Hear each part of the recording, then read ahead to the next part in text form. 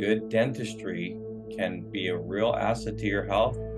And on the flip side of that, poor dentistry can really have a negative effect on your health.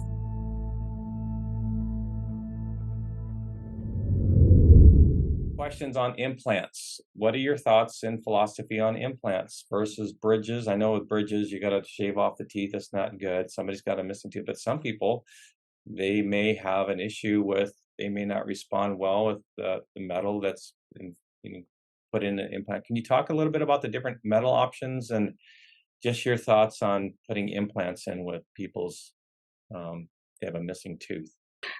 So there are options, like you said, you're going to pick either option A or B, traditional or holistic. Um, so for patients who are looking for implants, there is an alternative material. Usually, traditionally, titanium is a metal. It's used for implants. But in our office, we do offer ceramic implants. So it's zirconia, so it's technically considered a metal, but it's oxidized ceramic. So it's a lot more biocompatible than titanium, and it's not a metal once it's placed in, and it's osseointegrated, where it integrates with the bone and is biocompatible. So there is an alternative method that can be used. And Dr. Keith, if you have any I feel like me and Dr. Keith can talk about both of this overlapping, but is there anything else you want to add on that option? Well, titanium implants, some people who are very sensitive to metals, it seems because it's not pure titanium, there's other Right. metals in that implant, especially I think people are more sensitive to the nickel that's in the titanium implant. So when they say, "Oh, I have a titanium allergy," it seems to be more of a nickel allergy, which zirconia implants doesn't have any Do of have. those metals.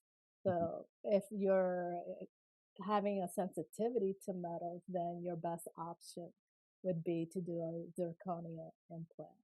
Mhm. So is that a cubic Hmm. zirconium that you're using? Are there Uh, different options for the zirconium, the uh, ceramic options, or is there only one ceramic to um, choose from? well, there's different systems as far as different zirconia materials. I'm not sure, is there different zirconia, uh, Right. maybe levels of it, but Hmm. yeah. I know there's a certain way that they mine the zirconia and then they convert it into a ceramic. Do some people have issues with the ceramic? Not so far as we have been placing the zirconia implants in our practice, I haven't seen any issues with them. Mhm, okay. No. And then with that, once that the ceramic is in place, what material do you use for the actual tooth? Does that differ from traditional dentistry as well, or is that just It's zirconia. that's It's zirconia? zirconia. So we kind of match the material with the Ah, implant as well. So it is zirconia. In traditional methods, sometimes a dentist may order a metal crown with porcelain or ceramic on the outside of that implant versus, but we do purely zirconia. It's a lot more aesthetic, but it's a lot more safe for the body as well. hmm. Well, that's an interesting concept. I didn't even think about that. Let's say you go to traditional dentistry and you get like a titanium Mhm. implant in there, and then the tooth is going to be a different material from it because they're not going to have a titanium tooth, right? Exactly.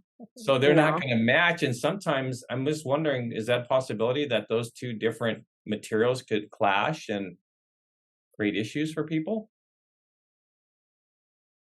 I think structurally it could. I don't know. I haven't necessarily seen research on those two materials clashing in the mouth because that hasn't really been published, I don't think. But I think it's more structurally, can they work together? Yeah.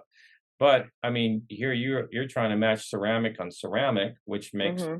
makes for me, it just logically it just seems like, well, it seems like a good thing to do, Mhm. right? I mean, I know that we had some plumbing done in our house while back, and so we use the PEX, but they're saying with copper and copper, you can't have a copper pipe laying on top of another copper pipe.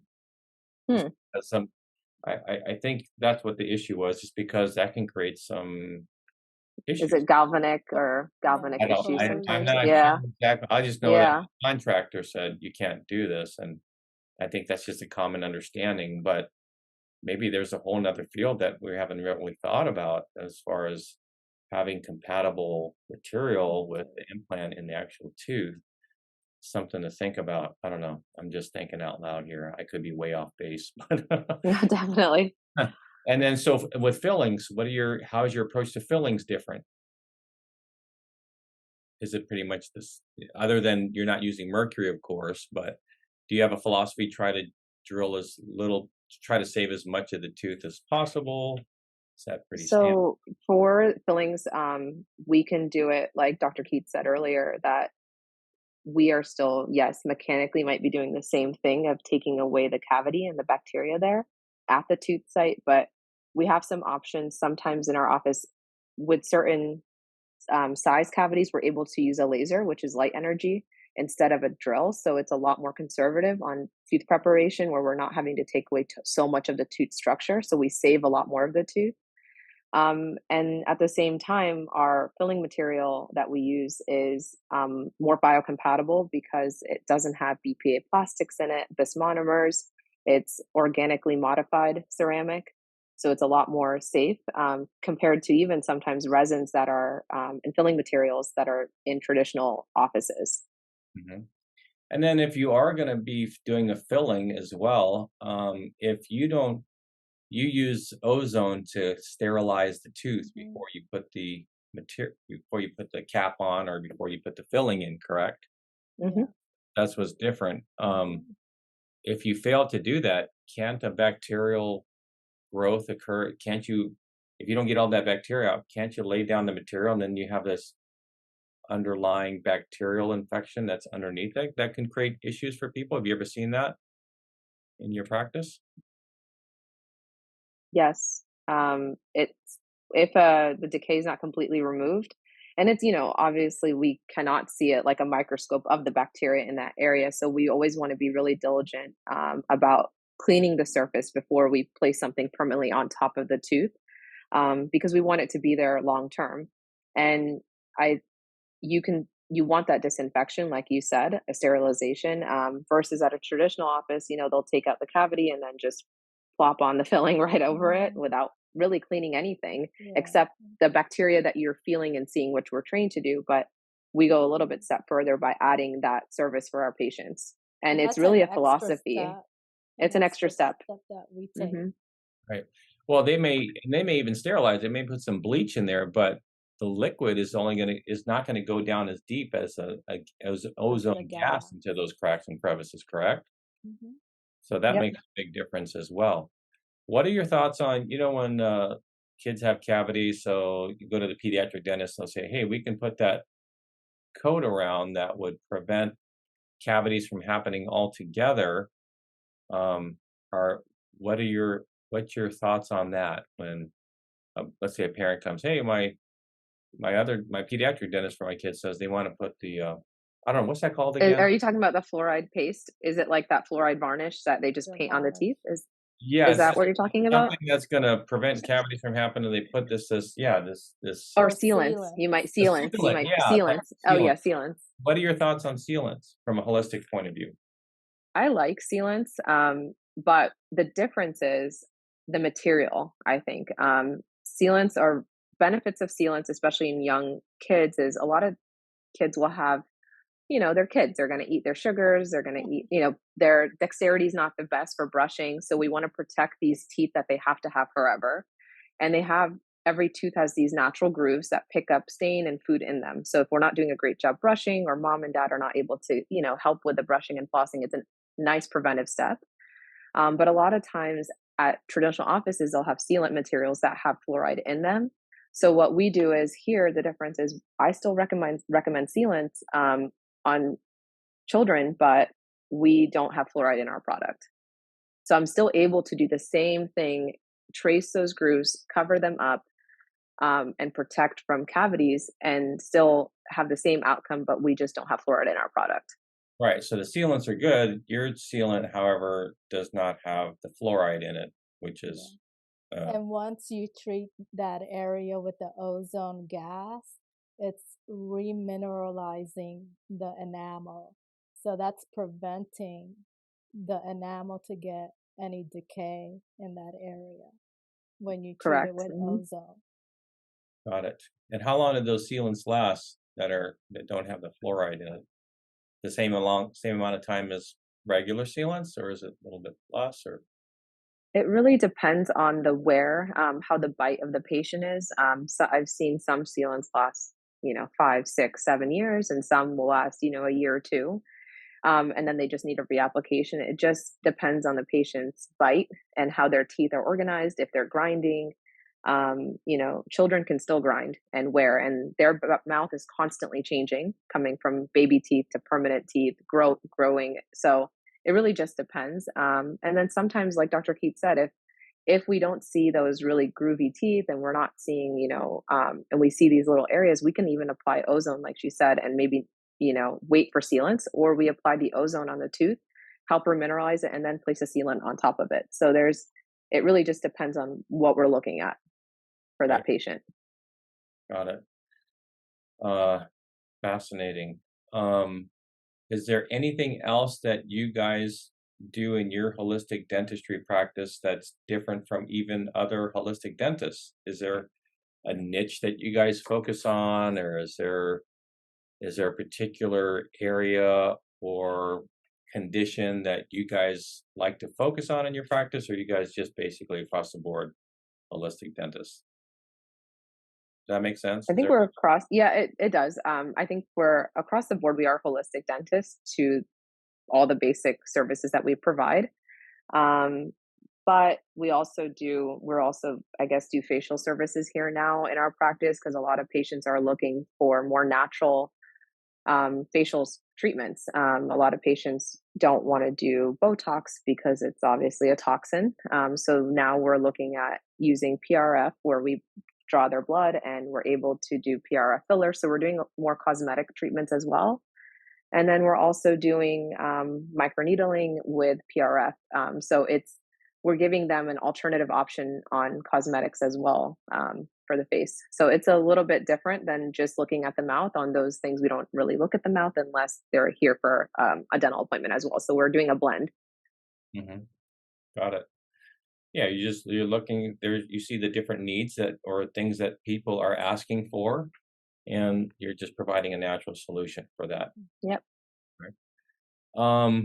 Is there uh, anything else about your practice that you want to share with the audience? I mean, people can go to the IAOTM. Is that what it is? IAOMT. IOM IAOMT. That's okay. Yep. and they can It's see a hard one. a whole host of Oh, holistic yeah. dentists. Mhm. Why would what sets you guys apart? Why should they see you and choose your office as opposed to one of the other dentists in their area that is also on that same website?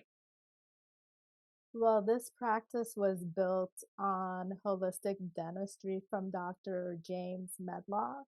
He was the original owner of this practice back in the early 90s. He was probably one of the first dentists to provide that service. He started with mercury free, mercury safe holistic dentistry. Um, he was probably one of the first pioneers Right. to start this controversy. Right. But he started it because patients were asking for it, and he was Even back learning. then, back when Yeah, I and was he said because he was a traditional dentist, but patients were asking questions, and so he was learning from his patients, and yeah, that's how he started into holistic dentistry. So he was doing this for many, many years before Now it's, I think, a little bit more of the norm. More people are aware of it, but back then it was really controversial when he started. Right. That was around the time that I think Hal Hug was it Hal Higgins or Hal Huggins? Yeah, he studied under Hal Huggins, Uh-huh. and I actually met Hal Huggins in one of the IAOMT meetings before he passed away. Oh, okay. Yeah, he was Mhm. the original, I guess, Yeah. who really stuck his neck out there and wrote that Mhm. Mhm. book.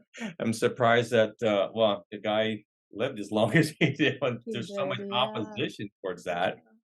And so, that's interesting. So you guys have a real deep-seated, far back Mhm. roots that started with Yeah, this. It's not we like have Mhm. quite of a reputation. There's also Hippocrates. I don't know if you're familiar with Hippocrates yeah, I've heard out of in West Palm Beach, but Dr. Medlock would lecture there, and he would go there like every month and lecture to people. So people really knew him. They knew his name. So this practice has been around for many years. Do you guys do lectures? Do you offer that to the community or in any way, shape, or form where you guys educate people?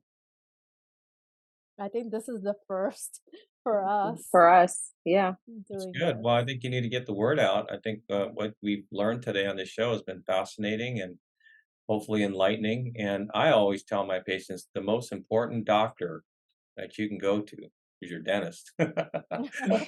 Above your chiropractor, above your medical doctor, just because that what they're doing can really, I've just seen it have such an influence.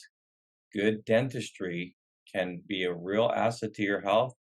And on the flip side of that, poor dentistry can really have a negative effect on your health. Yep. And we don't see the connection between the teeth and the rest of the body and how it's all interrelated. And think about it, you're so close to the brain, right? Mhm. Yeah. There's so many. You think about your TMJ has the most proprioceptors in all the body. I mean, you're constantly using your jaws. You need it for, and then just the whole aspect. I think it's just so important. So it's important that you have a good dentist that you can trust, that is certified, that is done their homework, that has the reputation in the community. And I'm glad that we've had this opportunity to talk about these things and for you to uh, open up our understanding of this importance of holistic dentistry. Are there any other closing comments or anything you guys want to say as we end our time together? Any final thoughts or anything? I there was a question you wish that I asked you, or something that I didn't see in regard in our time together that may be of benefit to those listening. Yeah, I think that, I mean, there's still different areas we didn't cover. I guess like root canals. A Oh lot yeah, of our patients Yeah. ask us briefly. about root Yeah, canals. Yeah, that's Um, a big one. yeah. and Can you just touch on that? We still have a little bit of time left, and yeah, um, please forgive my oversight on this important topic of root canals. Yeah, yeah, talk about it. I mean, it's still a very controversial topic. And it's like I tell my patients, it's on an individual basis. What is their belief as a whole? Um, so we have to look at this as an individual basis. It's not just cross the board. We say, oh no, all root canals are bad, because sometimes it's necessary to hold on to a specific tooth, and the only way to keep that tooth is to do a root canal. Fortunately enough, we do have an endodontist that we refer to, and she's very holistic as well. She uses the laser to clean out the tooth, the nerve of the tooth, and also incorporates ozone. So if you really need to have a root canal done, to me, this is the best modality in order to to do this. Um, and there are patients that come in, they have a health history of cancer, autoimmune diseases. and they do have a root canal that's reinfected. And obviously, at that point, I would say, no, let's remove this tooth, let's clean out the infection, and let's do a zirconia implant. Implant. So it's so many different scenarios that you have to take it one step at a time with each patient. Hmm. Mhm. What if the root canal is like in your front tooth, your very front tooth? Oh, That I've that had patients with that. I've had patients who are will sometimes come actually just last month who said she had 2 root canals right on her front teeth and oh, crowns, and she said, "I heard bad things about root canals, and I'm, trying to be more holistic, and so I've just, come here and I Googled you guys, and this is where I arrived." And so, and I just like Dr. Keith said, it's a very individual basis, understanding what the patient ultimately wants. And fortunately, her root canals were in good condition, meaning there was no infection, there was no bone loss. There was nothing alarming to me that signified there's something wrong with the root canal. But she, came in and was concerned. So I let her know, that it's not something that I would recommend to take out unless there's a problem. But yes, the other option would have been, take out your 2 front teeth and then mhm, put ceramic implants in them, zirconia implants. And sometimes that can be a little bit more of an aggressive step, um, especially when the 2 teeth are perfectly healthy. And she was, totally fine with that option. But I think she was concerned. And then we have other patients who say, I really do want it removed. Like, I don't want it. And that's another option then we have to talk to them about as well then. mhm. So it really is an individual basis in what we can do. Yeah, and one thing that we can offer patients that, I mean, because not every patient is going to say, yeah, doc, okay, I'm totally against having root canals and I'm just going to have this tooth out. We have patients like that. We have other patients that are, I'm not at that point right now to have a tooth removed. If I can save it, I'd rather Mhm. save it. And I tell them, well, the only way to save it is through a root canal, but we can offer you as a maintenance procedure, we can do ozone injections in that area just to keep that bacteria load at a minimum. So it Mhm. doesn't have any other effects on your overall health. Mm, So if mm, people are like not ready and they have root canals, we can do ozone injections around those teeth. mm. Got it. Mhm. That's a nice option. And how often do you have to do that? Well, the first time we do like a series of 3, and that's like a week apart. And Mhm. then after they have those 3 injections, they can do it once every 6 months. Mhm. And we usually try to do that when they come in for their cleanings. Good. Is there anything else I missed other than root canals that you thought might?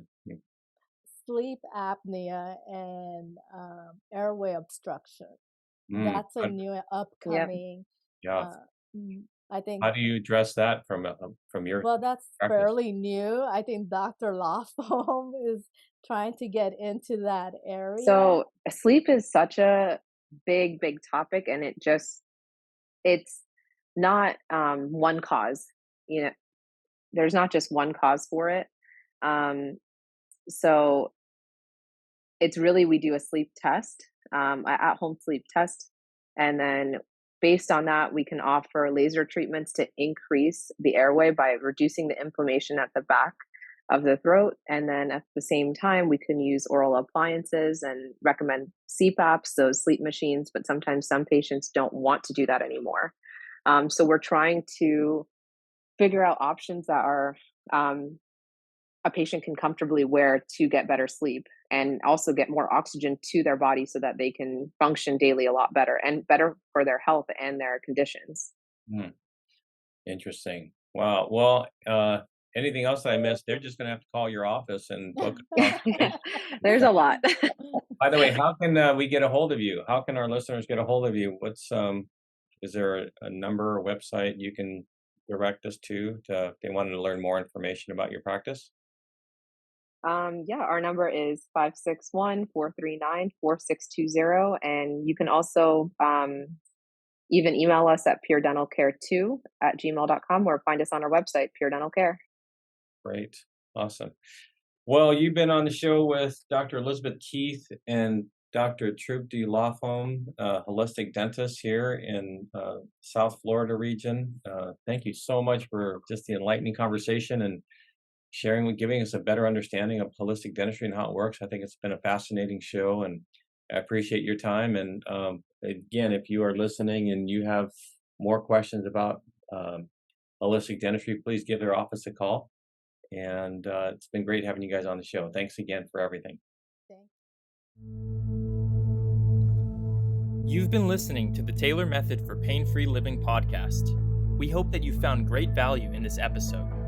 For more information about the Taylor Method and our offices, visit www.drderektaylor.com. Make sure to tune in next week as Dr. Taylor will be providing more knowledge and resources about pain-free living.